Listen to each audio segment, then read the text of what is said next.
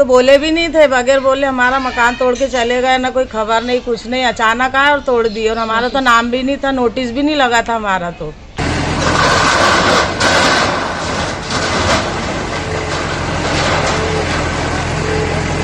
अचानक ही आए ना, तोड़ दिया। हमारा कुछ भी नहीं था, दूसरों का तोड़ने आए थे तो हमारा भी तोड़ दिया।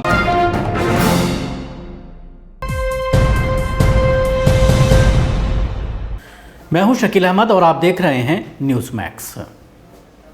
कुछ दिन पहले मध्य प्रदेश के ग्यारस इलाके में दो समुदाय के दरमियान पत्थरबाजी हुई थी।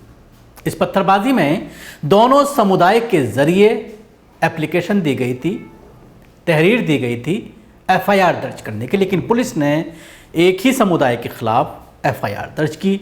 किस समुदाय के खिलाफ FIR दर्ज की वो आप खुद समझ सकते हैं। ख़ासतौर से जब बीजेपी शासित राज्यों की बात आती है, उत्तर प्रदेश और मध्य प्रदेश में मुकाबला चल रहा है कि कौन ज़्यादा मुसलमानों को प्रताड़ित करे और अपने वोट बैंक को साधे।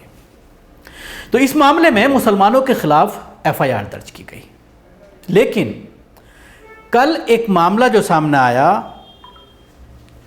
इन आरोपियों में से 6 लोगों के खिलाफ ये कहा गया पुलिस के जरिए कि ये 6 लोग अपराधी हैं और उसके बाद घरों पर बिल्डोजर चला दिया गया। 4 अपराधियों की बात पुलिस ने की कि 4 के खिलाफ संगीन धाराओं में दर्ज है मामला और वो फरार चल रहे हैं, इसलिए इन अपराधियों के घरों पर बुलडोजर चलाया गया। ये बात मध्य प्रदेश पुलिस ने बाकायदा मीडिया के सामने कही और ये कही कि नगर निगम और हमारे संयुक्त ऑपरेशन के बाद इसके साथ ये भी कहा, न सिर्फ अपराध बल्कि ये कहा कि इन्होंने अपने घर का इल्लीगल कंस्ट्रक्शन कर रखा था, परमिशन नहीं ली हुई थी और उसी वजह से मकानों को गिराया गया। और दूसरी वजह बताई गई आपराधिक रिकॉर्ड। पहले ये बाइट सुनिए। जी, ये जो अभी थाना कोतवाली क्षेत्र है, वहाँ पर जो हिस्ट्री शीटर्स है और ऐसे जो आपराधिक प्रवृत्ति के लोग हैं जो हाल ही में घटनाओं में भी शामिल थे, जो पथराव की घटना हुई थी थाना कोतवाली क्षेत्र में, उसमें शामिल थे, जिसकी तरफ से आज जिला प्रशासन नगर निगम की तरफ से एक संयुक्त कार्रवाई उनका जो निवास क्षेत्र था वहाँ पर अवैध अतिक्रमण जहाँ उनके द्वारा किया गया था घासपुरा बांग्लादेश क्षेत्र में, उस अवैध अतिक्रमण को विधिवत नोटिस देकर आज उसको क्लियर किया गया, उसको हटाया गया। जी, किस तरह का अतिक्रमण था इनका? उनका एक्सटेंशन था, बिना अनुमति के घर बनाए थे, नाले के ऊपर भी उनके कुछ अवैध घर जो उनका एक्सटेंशन था उसको हटाया गया है। सर, कितने लोगों को नोटिस मिला था सर? इसमें 4 लोग जो चिन्हित किए थे इस अपराध में भी जो शामिल थे, उनको नोटिस दिया गया था नगर निगम की तरफ से और उसका अतिक्रमण को हटाया गया। सर, ये कार्रवाई सामान्य गुंडा एक्ट के तहत की गई है? जी, ये अभी जैसे मध्य प्रदेश शासन के जो ऐसे जो हिस्ट्री शीटर्स है, माफिया है, उन पर कार्रवाई करने के जो निर्देश मिले हैं और ऐसे जो लोग चिन्हित लोग हैं जो लगातार क्षेत्र की शांति भंग कर रहे हैं और अपराधों में भी शामिल है, विगत दिनों हुई घटना में भी इनके शामिल होने की जो सूचना थी, इसलिए इनके हिस्ट्री शीटर से इनके अपराध भी बहुत अधिक संख्या में है, तो इनके जो निवास स्थान को क्लियर। सर, एक मकान छोड़ दिया गया, उसको क्या? नहीं, अभी जो हमारी जानकारी में जो नगर निगम ने जिनको नोटिस दिया था अभी उनको क्लियर किया गया। सुना आपने पुलिस किस तरह से इस पूरे मामले का विवरण मीडिया के सामने दे रही है, बता रही है। लेकिन 4 लोगों के खिलाफ कार्रवाई की बात कही जा रही है, नोटिस दिया गया, लेकिन उसके साथ ही 2 और मकान तोड़ दिए गए। उस पर पुलिस कोई जवाब देने को तैयार नहीं है, खामोश है। ना तो उनको कोई नोटिस दिया गया, ना ही उनको किसी तरह के बारे में बताया गया, यहाँ तक कि उनके घरों का सामान निकालने तक की उनको मोहलत नहीं दी गई। एक परिवार ऐसा है जिसके पति का वर्षों पहले इंतकाल हो गया है, कई साल पहले उनकी डेथ हो गई है, लेकिन उसके बावजूद पुलिस अपनी बाइट में कहती हुई नजर आती है कि आपराधिक रिकॉर्ड होने की वजह से, मामले दर्ज होने की वजह से इनके खिलाफ ये कानूनी कार्रवाई की गई है और उसके बाद मकानों को गिरा दिया जाता है। सुनिए उस महिला की बात जिसकी पति की डेथ हो गई है और उसे वक्त तक नहीं दिया गया कि वो अपना सामान बाहर निकाल सके। हमको तो बोले भी नहीं थे, बगैर बोले हमारा मकान तोड़ के चले गए, ना कोई खबर नहीं कुछ नहीं, अचानक आए और तोड़ दिए। और हमारा तो नाम भी नहीं था, नोटिस भी नहीं लगा था हमारा।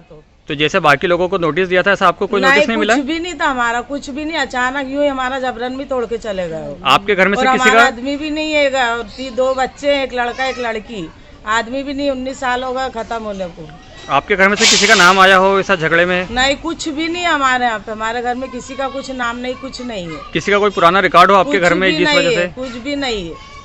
तो आपको क्या लगता है, मतलब आपका घर क्यों तोड़ा गया फिर? पता नहीं अब क्या वजह से, क्या है उनका। प्रशासन की गलती से टूट गया हाँ, आपका उनकी मकान? गलती से टूटा ये।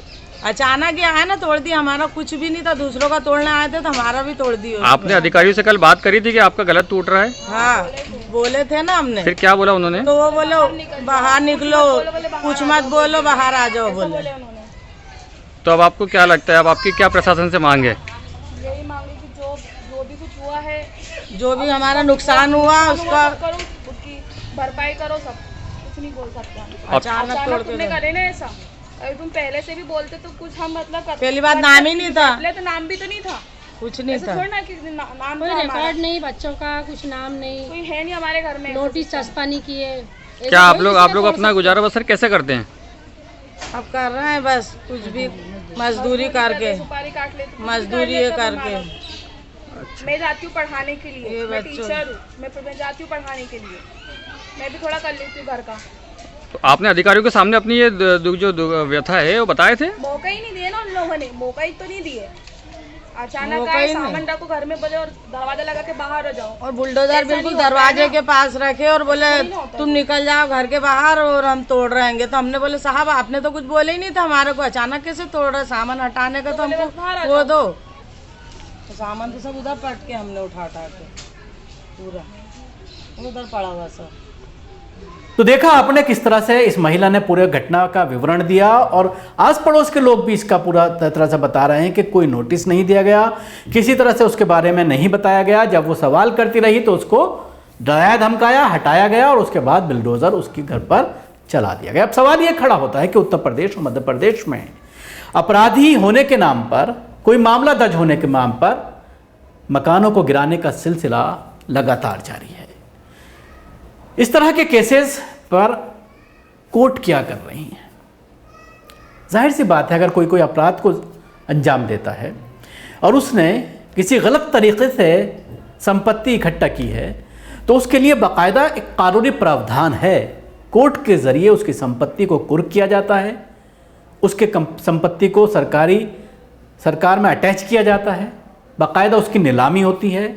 लेकिन इन सब चीज़ों के परे जो पुलिस पर और एडमिनिस्ट्रेशन की जो प्रणाली है, यानी उत्तर प्रदेश और मध्य प्रदेश की बात करें तो पुलिस और उसके अलावा डीएम एसडीएम जो होते हैं प्रशासक डिस्ट्रिक्ट के, उन्हीं के ज़रिए इस तरह के ऑर्डर्स निकाले जाते हैं और उसके बाद एक तरफा कार्रवाई लगातार देखने में आ रही है। और उस पर बहुत सारी जो एनजीओज़ हैं वो भी पूरी तरह से खामोश हैं, जो अक्सर इस तरह के मामलात पर सवाल उठाती हैं और एक तबके के ख़िलाफ़, एक फ़िरक़े के ख़िलाफ़, एक धर्म के ख़िलाफ़ लगातार इस तरह की वारदातें, इस तरह की घटनाएं जो पूरी तरह से ह्यूमन राइट्स का वायलेशन है, उसके अलावा जो एक हमारी लोकतांत्रिक प्रणाली है, हमारा जो सिस्टम है, उसके भी ख़िलाफ़ है, संविधान के ख़िलाफ़ है। पूरी तरह से पुलिस अपने हाथ में कानून को लेकर इस तरह की कार्रवाई कर रही है। जहाँ तक सवाल है अपराधियों का,